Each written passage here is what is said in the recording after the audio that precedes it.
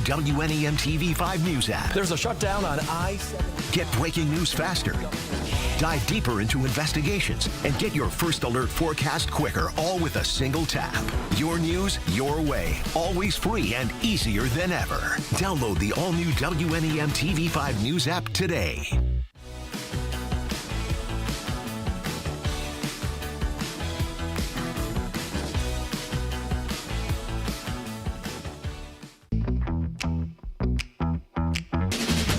Spring is here and Focus on 5 is ready to get you moving and shaking with more to see, more to do, and fun stories to share. From local flavors to hidden gems, to the people and the places that make this community special. We're bringing the best of Mid-Michigan to you.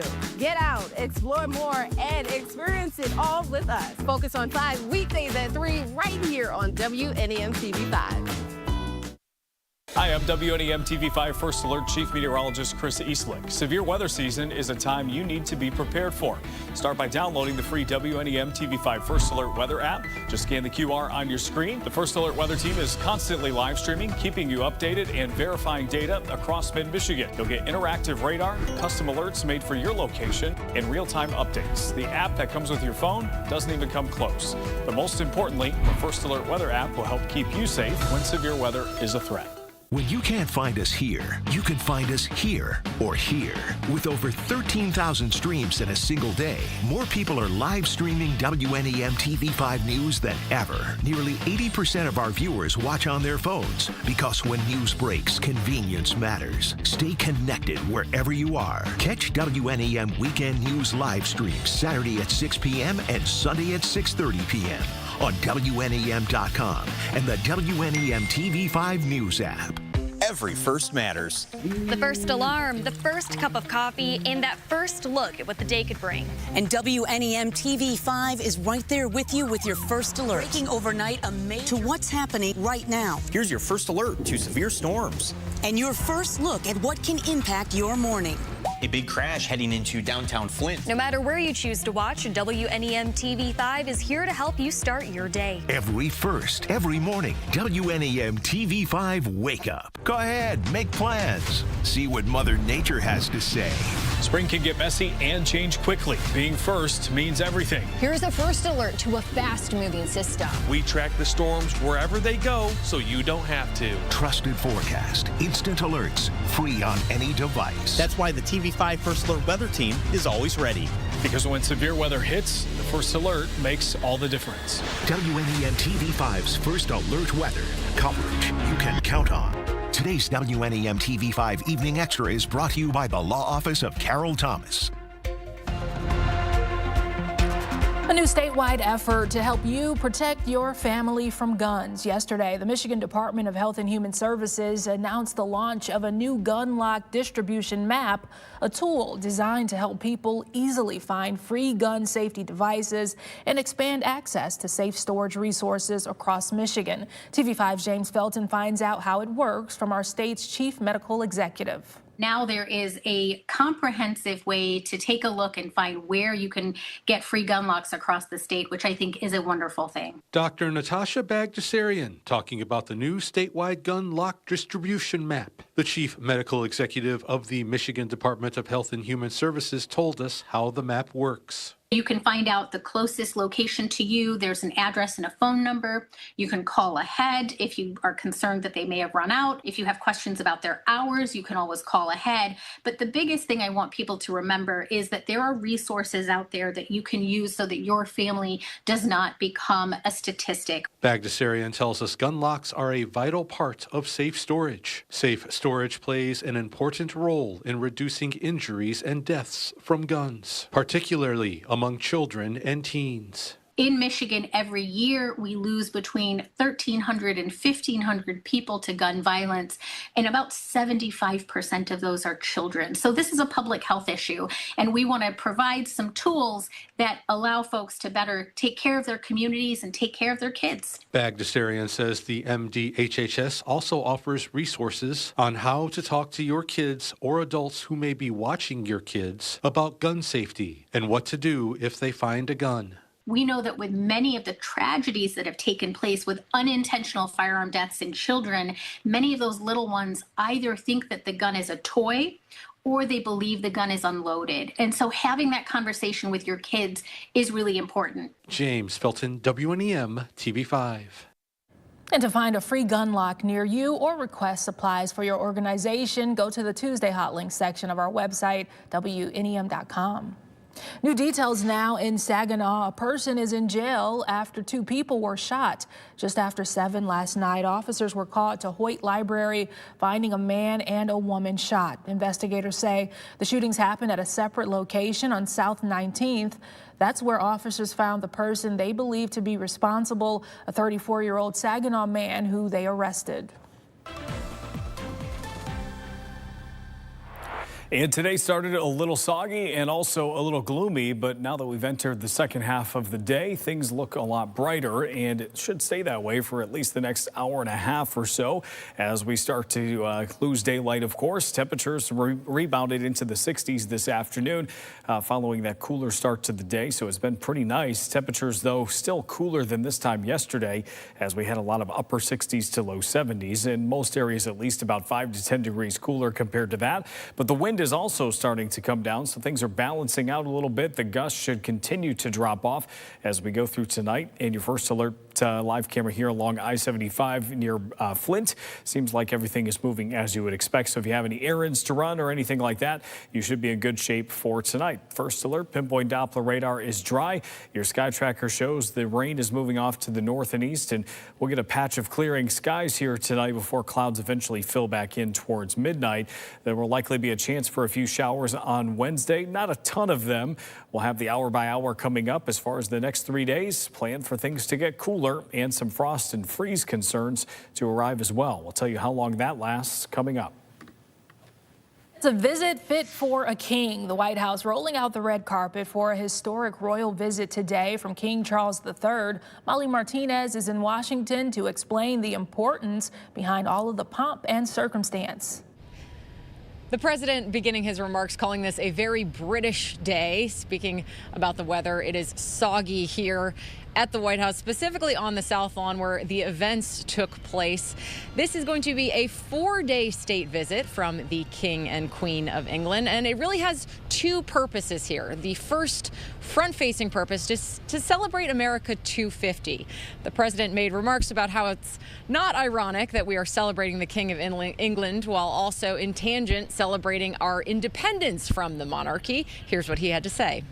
Before we ever proclaimed our independence, Americans carried within us the rarest of gifts, moral courage, and it came from a small but mighty kingdom from across the sea. Now, the other purpose of this visit, of course, is to shore up this so-called special relationship between the two nations. It has been frayed recently with geopolitical issues, the war in Iran, the president taking issue specifically with Keir Starmer, the prime minister of Britain here, and his lack of support in this offensive. This has been a polite visit so far with the King and Queen, but also notably a very secure one. Today, outside of the White House, we saw barricades, we saw dogs, there were a lot of mags, a lot of foot patrols of Secret Service. Everything is on heightened alert after what happened at the Correspondents' Dinner on Saturday. This kicks off the tour for the King. He has, like I said, a jam-packed schedule that we're going to bring with our continuing coverage of this visit. At the White House, I'm Molly Martinez. A local mom taking her family's story all the way to Washington today. Julie Gross of Grand Blanc testifying before members of Congress about the real cost of raising a family right now. She and her husband want a second child, but say child care, health care, and groceries make that dream feel out of reach. We just don't have the ability to save like we want to because everything is so expensive. And it drives me nuts when I hear people like President Trump and Vice President Vance complain about our country's failing birth rates. Her frustration is backed up by the numbers. The USDA says food prices in March were nearly 3% higher than the same time last year. When was the last time the federal minimum wage went up? 2009, and some lawmakers say that's long enough. A new bill backed by Democratic lawmakers would more than triple the current federal minimum wage from $7.25 an hour all the way to $25. It would also end the lower minimum wage for tipped workers, requiring employers to pay them the same as everyone else. People are working 2 full-time jobs just to be able to make ends meet. That's because for 17 years, the federal minimum wage has been stuck at $7.25. That is not a living wage. No. That is a wage to keep you poor and barely keep you living. The bill goes even further in high-income areas, setting the floor at $30 an hour there. And to keep wages from falling behind again, it would tie future increases to the cost of living automatically. More local news this month. MDOT plans to resurface 26 miles of highways, including 2 local roads that may affect your summer trip up north. The department will invest $2.8 million for the project that includes highways in Iosco and Ogama counties. The work is expected to start Monday, May 11th, with chip sealing on M65 from Turtle Road to M55 in Iosco County and repaving M30 from the South Ogama County line to M55. MDOT says shoulder and lane closures with traffic regulators will be in place. The work is expected to finish by July 11th. Happening tomorrow, learn how to identify if your teen is struggling and get them the help they need. Delta College in downtown Midland is hosting first aid training for youth mental health. Training includes an online course and in-person training. That event runs from 9 to 2:30. Lunch will be provided. To register, go to the hot link section of our website, WNEM.com. If you live in Saginaw, you're invited to learn more about the future of the city's water treatment plant. During tomorrow's informational meeting, you can hear recommendations from officials on how to improve water quality and enhance reliability. The water treatment plant is currently undergoing a study that will provide suggestions for the future of the plant. You'll have an opportunity to ask questions and give feedback. The meeting is at 5:30 at the water treatment plant. Super Science Friday is back on the University of Michigan Flint campus, giving local students the opportunity to learn while doing so. The College of Innovation and Technology is hosting nearly 700 middle school students. The kids will choose from 22 hands-on STEM sessions covering everything from chemistry and sustainability to robotics and even theatrical makeup. There's also cool chemistry with the demo squad, which gives students an up-close look at science in action. Super Science Friday runs from 9 to 1:30. You're watching WNEM TV5 Evening Extra. We're going to take a quick break. And remember, if you're watching on Facebook or YouTube, leave us a like, follow, and comment on the stories that are important to you. TV5 Evening Extra will be right back with a look at your First Alert forecast.